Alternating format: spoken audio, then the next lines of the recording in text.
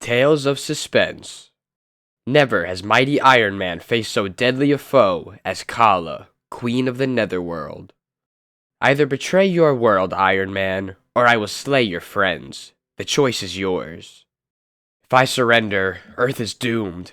But if I fight her, my friends will die. What can I do? Down to the center of the Earth goes Iron Man, on the most dangerous mission of his career. The fate of the entire world hangs in the balance as a fantastic duel takes place at the Earth's core between two ultra-powerful foes, the awesome Iron Man versus Kala, Queen of the Netherworld. Entering our Netherworld was a mistake of your life, Iron Man. A bolt from our disintegrator cannon will soon vaporize you into nothingness. Don't bet on it, Kala. You may be in for the shock of your evil life. Plot, Stan Lee. Script, R. Burns. Art, Jack Kirby.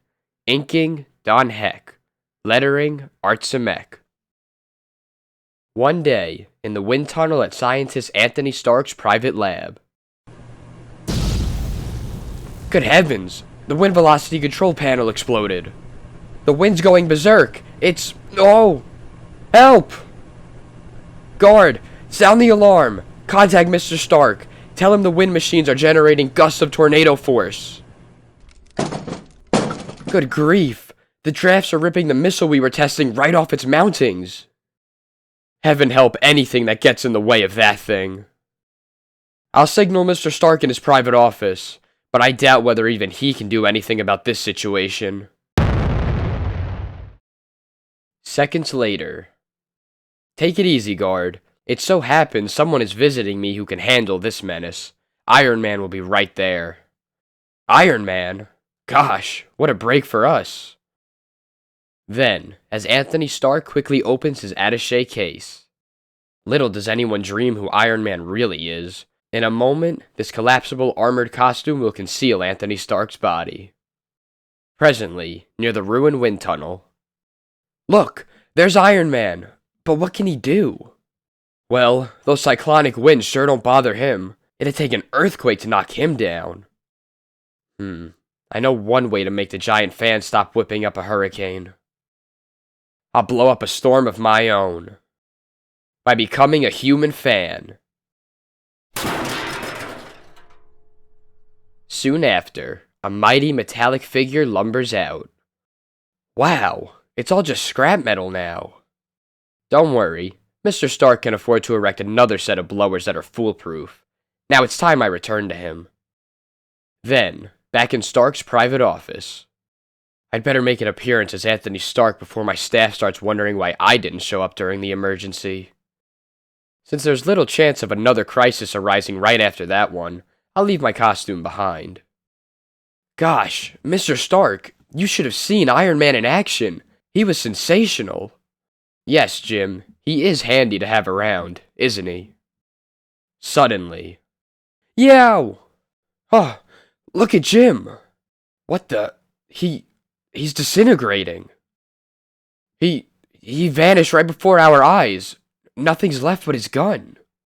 Great Scott, what's going on? We heard a terrible scream. It's Jim, the guard. He faded away into thin air, like a ghost. Next moment. Yeah! Look! A mysterious ray of light is now enveloping Evans. He's disappearing just as Jim did. Incredible. If we didn't all see the same thing, I'd say one of us imagined it. Maybe it's just some form of mass hallucination. Oh, my gosh! Now something is surrounding Mr. Stark. Get me out of here! He's trying to break free, but he can't. The thing is sinking into the ground. We must free him before it's too late. It's impossible. It doesn't shatter even with bullets. The slugs bounce right off it. Then Stark is doomed, and the same fate might overtake any of us at any moment. Meanwhile, below the earth. I'm descending as if I were aboard some supernatural elevator, heading for some unbelievable basement. This can't be real. Nothing offers any resistance to this glass cage. No rock impedes it. But how? Wait, I'm dropping into a strange underground world. Stark has arrived. Release him. Yes, your highness. I am Kala, queen of the netherworld. Welcome to my underground empire. This is fantastic. No one suspected there was any civilization at the core of the earth. Well, now you know better, Mr. Stark. So will the whole world when we make its acquaintance.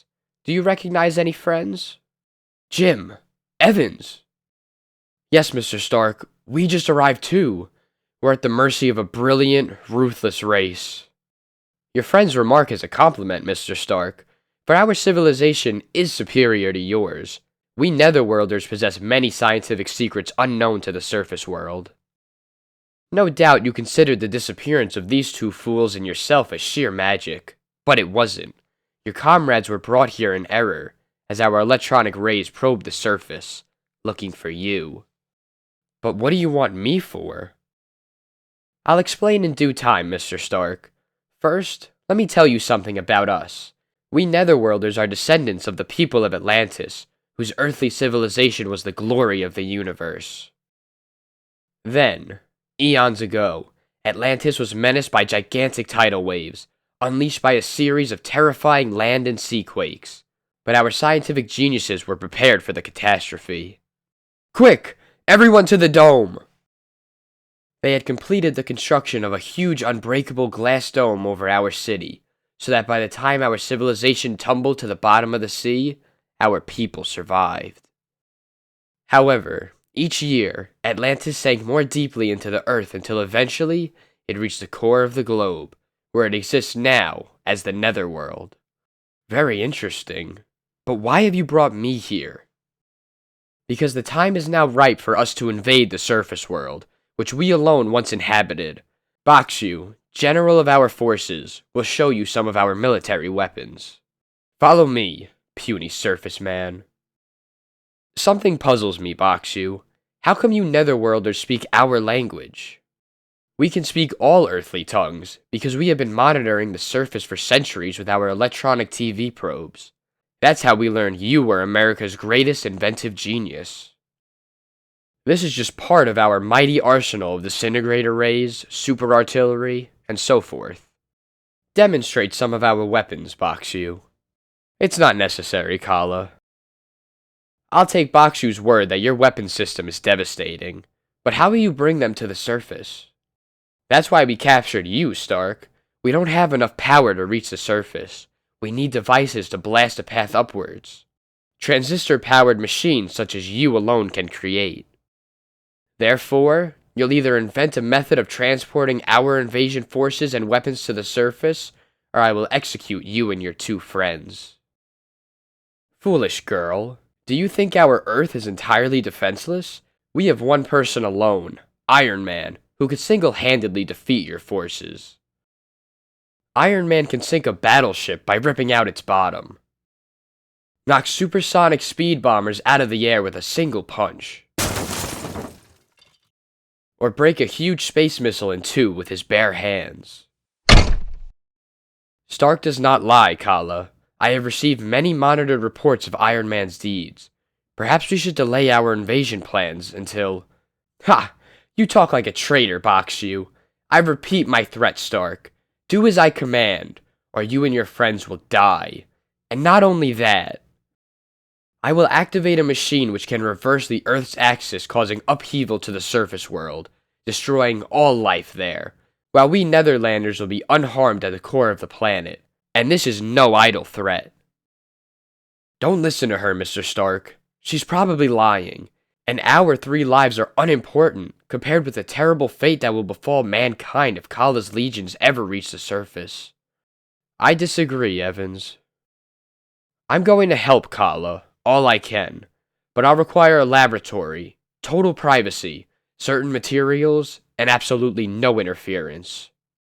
I knew you'd consider your own skin before that of your fellow Earthlings. Bakshu, give Stark everything he needs to aid our cause. Blast you, Stark. When the chips were down, you turned yellow. You don't care 2 pins for mankind. Why should I? One's first instinct is self-preservation. My own life is all I care about. Let's go, Bakshu.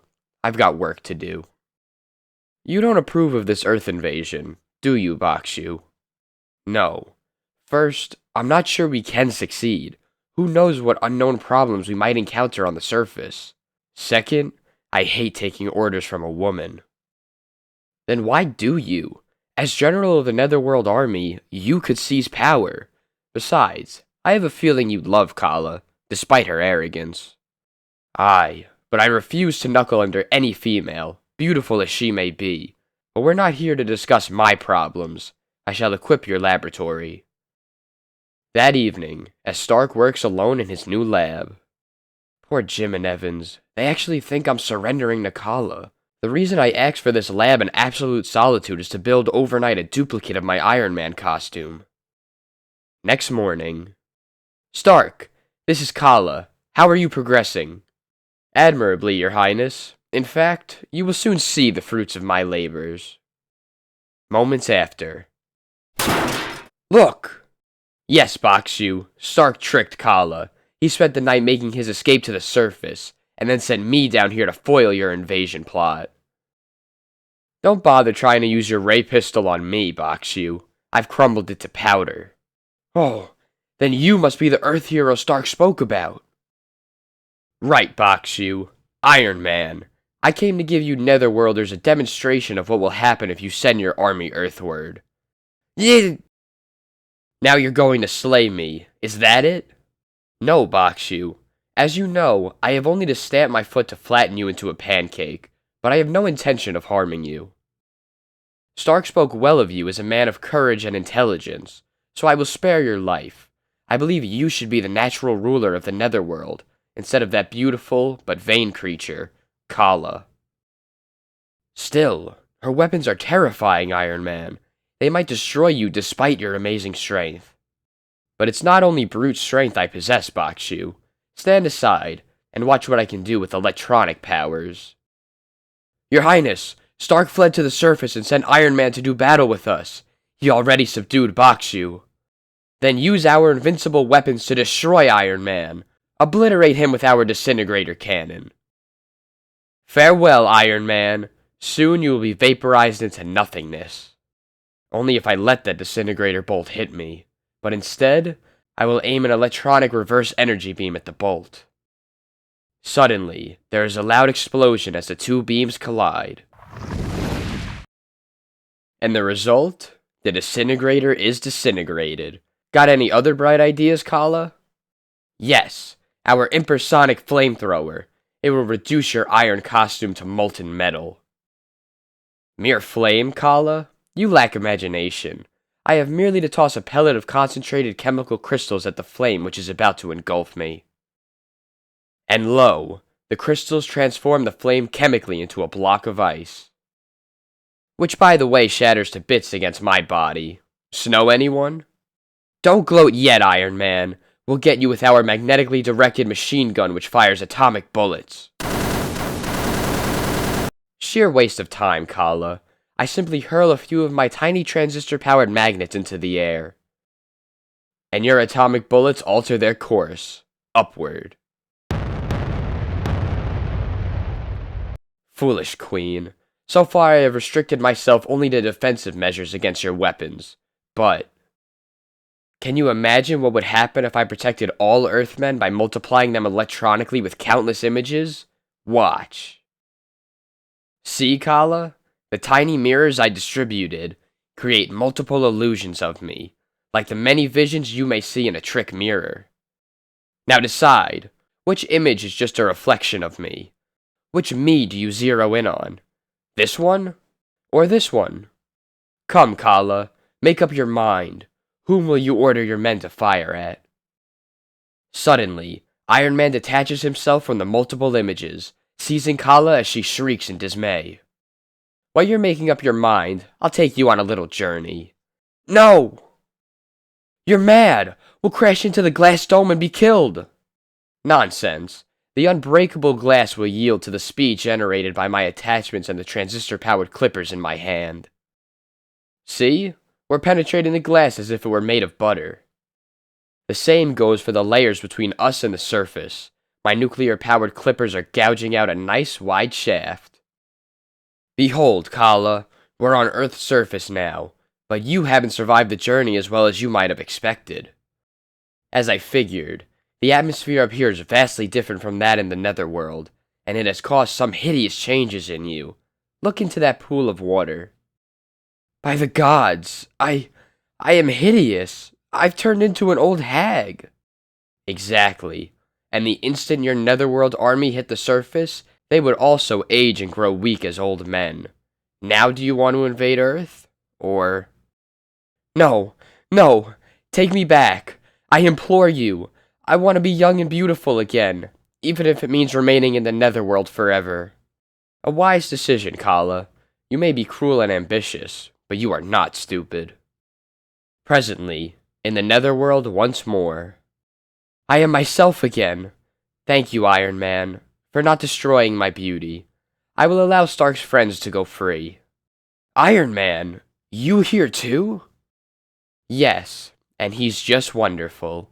Won't you stay here with me, Iron Man? Together, we can rule the netherworld. I'm flattered by your invitation, Kala, but there are other men more suitable than I to become king of your underground empire. For example, Bakshu. Marry Kala, Bakshu, and rule wisely. Kala will explain to you why any thought of an Earth invasion is sheer folly. I thought that long ago. Thank you, Iron Man, for teaching our ruler a well-deserved lesson. Never forget that you'll always be welcome here. Next day on Earth, at a cocktail party. There's Tony Stark, New York's biggest wolf. At least his adventure under the earth kept him away from the girls for a while. That's what you think, bub. The end. You can't change the past. He told me that I must never dare go into the past, but I thought he was a fool. So despite his warnings, I went to the past. And now? Well, let me show you what happened. Otherwise, you'll find it too incredible to believe. Story, Stan Lee. Art, Steve Ditko. Lettering, Art Simek. This is where it all began, in the laboratory of Simon Stanley, my boss. I told you it could be done, Jukes. I told you I'd do it. You've built the world's first time machine, Mr. Stanley, but you'd never have done it without my help. Is that all you ever think about, Jukes? Getting credit for things? I admit you assisted me. But I'm sick of just being an assistant. I want recognition. I want to be the first man to take the machine to the past. Don't be a fool, Jukes. It must never be taken to the past. You know that. The slightest little thing that changes the past might change our lives here in the present. You can't go back, because you can't change the past. I only built the time machine to prove it could be done. Now forget it. We'll start on a new project. He's trying to cheat me of my triumph, but he won't get away with it. He can't stop me. I'll go to the past anyway. Later that night. If I can be the first man to reach the past, I'll become as famous as Columbus, Edison, Marconi. I'll be remembered forever, while Stanley is forgotten. And it will be so easy. I'll just force the lab door open and work the time machine myself. There. Now I'm ready. Before I'm finished, I'll be the most famous man in all history. I'll be the first human being to have traveled in time. But just as I was preparing for my great journey... Jukes! I thought I heard something. What are you doing? I'm going into the past. I'm going to gain immortality, and you can't stop me. Jukes, don't be a fool. Think, man. Think. You know the past has already happened. Nothing can change it. But if you go back there, a change must be made. Don't you realize the danger? You can't sweet-talk me out of the chance of a lifetime. I won't listen to you anymore. You're trying to rob me of my fame, but you won't get away with it. Now that he's out of the way, all I need do is turn this lever, and... Jukes! Stop! Don't do it! Come back! You fool! You don't understand! Come back! You're too late, Stanley. Haha! Too late. He's gone. What have I done to him? What have I done? And then, through a wave of luminescent darkness, I made the strangest journey of all time. A journey into the unchanging and unchangeable past. And finally, I made it! I'm in the past! I've done it! I didn't travel too far back, less than 100 years, but far enough to ensure my fame, my glory. There's a city up ahead. Imagine what they'll say when they learn a man from the future is among them. Here I am, and nothing has happened. Stanley was a fool. There is no danger in coming to the past. Everything is calm, peaceful, and now I shall speak to them. What? My voice? What's happened? Why? I never expected this. I've got to return to the time machine. Stanley was right. The past can't be changed. Fate makes sure of that. And the only way to make sure is to make it impossible for a time traveler to affect anything. After all, how can a ghost from the future, a ghost who cannot be seen, or heard, or felt, how can he affect the past? I've become a ghost. I sought fame and glory, but instead, I've lost my own identity. I've lost, everything. The end. I was a victim of Venus. The year is 2005, and by now, interplanetary hops are pretty routine. But when one of the space crew is secretly a ruthless criminal, that spells trouble. The only question is, for whom? There's Venus, dead ahead. Lower nuclear pressure. Prepare to land. Plot, Stan Lee. Script and art, Larry Leiber. Inking, Matt Fox. Lettering, Tom Farrell. Hope we're not in conference too long. The Venusians are reasonable folks. We should reach an early agreement over the new space lanes. Space lanes? Ha! I couldn't care less. The ship lands. There are cordial introductions. And then... The front office asked me to take care of, a special matter. I'll have to leave you fellas. Okay, Dirk. We'll meet you back at the ship. Front office, my foot. The only reason I joined the blasted Space Corps was to get the chance to visit other planets so that I could steal from them. On that mountain is supposed to be the brightest jewel in the galaxy. A diamond horn. So precious that the Venusians don't even touch it. They just come to admire its beauty. Well, I don't gawk at valuable stones. I swipe them. A few pellets of sleeping gas will knock those creeps out long enough for me to cop their sparkler. Protected by his oxygen helmet which filters out foreign elements, the Earthman explodes the gas pellets. The vapor works even faster than I hoped. The boobs are dropping like flies. Ha! My info was right. Here's the diamond horn, and now it's mine.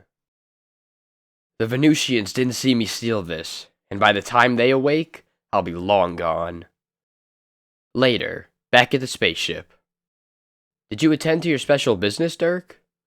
Yes. It's all taken care of. You don't know the half of it, pal. Now to head home. When I get back on Earth, I'll start planning my next caper. Maybe I'll pull it on Mars, or on Jupiter. But alas, when Dirk Morgan arrives home, my head's throbbing. I feel feverish. Ill. What can be wrong? Feeling worse the following morning, Dirk reports to headquarters to request sick leave, but as he passes a tri-dimension television set. And from Venus comes word that the famous diamond horn has been stolen. Holy cow! Whoever swiped that must have been out of his mind.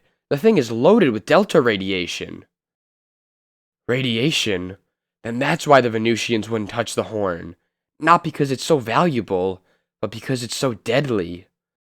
Untreated, a dose of delta kills within a couple days, and it's almost impossible to cure.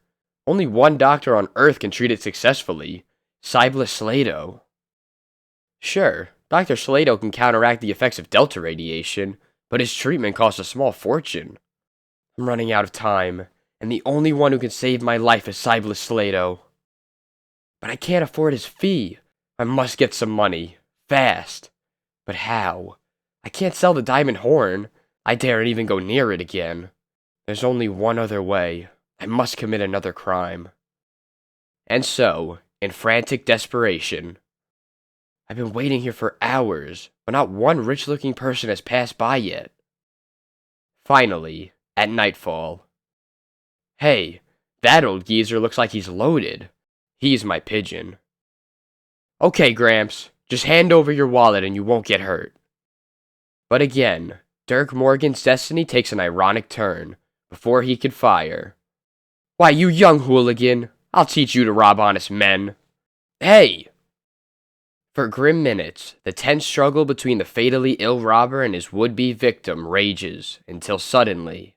My heart, it's giving out.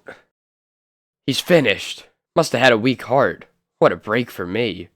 Now to grab his wallet. Wow, I sure picked the right guy. He was loaded.